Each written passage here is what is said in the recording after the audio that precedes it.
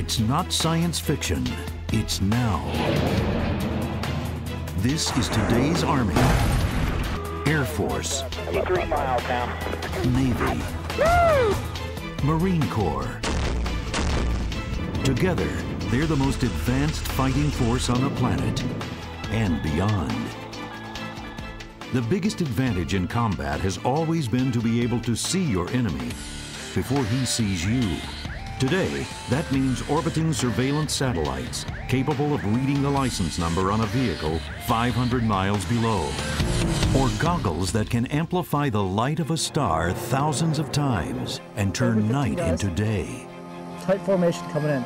It means a pilot sitting in a control room in New Mexico can track down an enemy on the other side of the world, and if necessary, lock up target 5, eliminate them. 2, 1, impact. New technologies have enormously enhanced our ability to see the enemy first. But these are all just extensions of the human eye, and they are all subject to its limitations. Right now, 45% of everyone in the Air Force is nearsighted and needs corrective lenses in order to do their job. Perfect. Colonel Charles Riley is an ophthalmic surgeon and consultant to the Air Force Surgeon General for refractive surgery. We're looking at enhancing the human weapons system. Over the past decade, Dr. Riley and other military surgeons have been using laser vision correction to enhance the vision of hundreds of thousands of soldiers, sailors, and airmen. We talk about upgrading our avionics in an airplane so they can see out further, see the bad guys sooner. Well, that's what we're doing with our laser for the human weapon system. The most important weapon system in the cockpit is that human. And so to be able to offer them that upgrade in their avionics is priceless. It really is priceless. It may mean the difference between them living or dying in their job. It's that big. Commander Elizabeth Hoffmeister is a Navy flight surgeon. She was involved in some of the original studies that led to the military's approval of laser refractive surgery. In the military, we do not consider LASIK to be a cosmetic procedure at all. It is truly a warfighter, almost like a gear issue. When we send a soldier off for deployment, that's one of the things that we as commanders have to do. We have to make sure that they are well trained, well equipped. If we can make him better and he is qualified for corrective surgery for his eyes, let's do it. General Frank Helmick is commanding general of the Army's 18th Airborne, the Rapid Deployment Force, and the deputy commanding general of U.S. forces in Iraq. He's had LASIK surgery himself. And our military has an advantage over our adversaries in almost everything, I think. And LASIK surgery is just another indication of that. LASIK was approved by the FDA for refractive surgery in 1998. But it was more than a decade before the procedure was accepted by the military for aviators. It wasn't a question of effectiveness. In the civilian world, LASIK had amassed a long and enviable track record for safety and consistently good vision correction.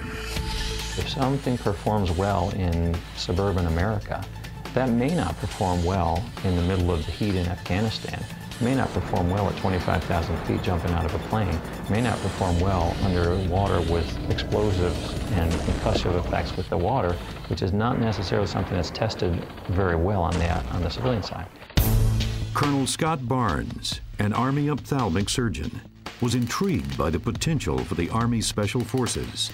He began testing laser refractive surgery under extreme conditions with soldiers at the Special Operations Command at Fort Bragg.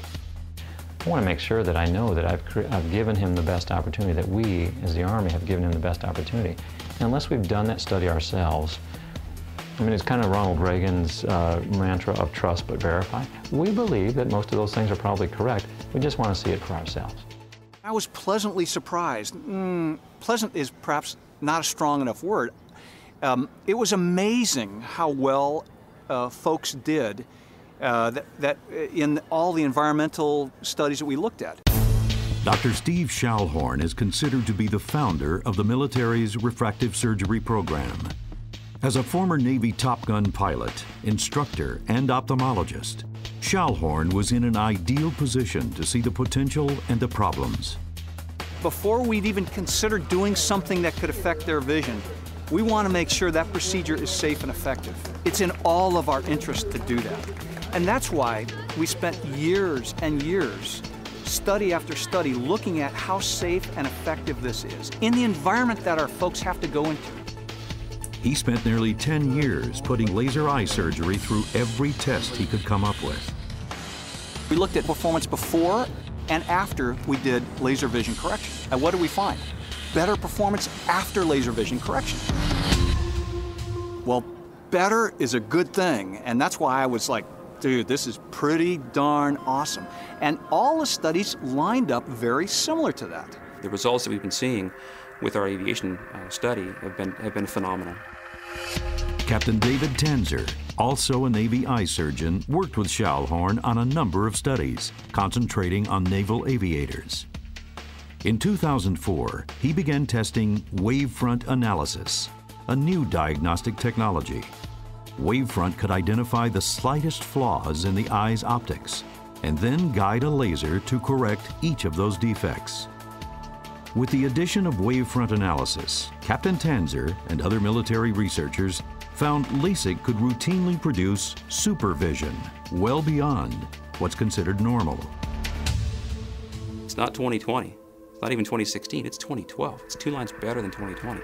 92% of 2012 or better uncorrected, and about 35% are 2010. They max out our eye chart. In 2006, after nearly 14 years of countless studies, tests, and trials, Steve Schallhorn was finally satisfied. Looks good, Paul. Looks real good. On that point, then we said, this is good enough for aviators now. We had done the environmental studies. We had obviously very intense, many studies looking at this quality of vision aspect, looking at modern technology, and then we decided it's good enough for aviators. At that point, we started LASIK in aviation. That opened the door for LASIK in space. NASA, which until then had banned any type of refractive surgery, approved LASIK for their astronauts. And that represents a real milestone. NASA looked at the safety and effectiveness of LASIK in great detail over the years, and they have deemed it safe and effective for use in their astronauts. We should take great comfort in that, in knowing that it has reached that level.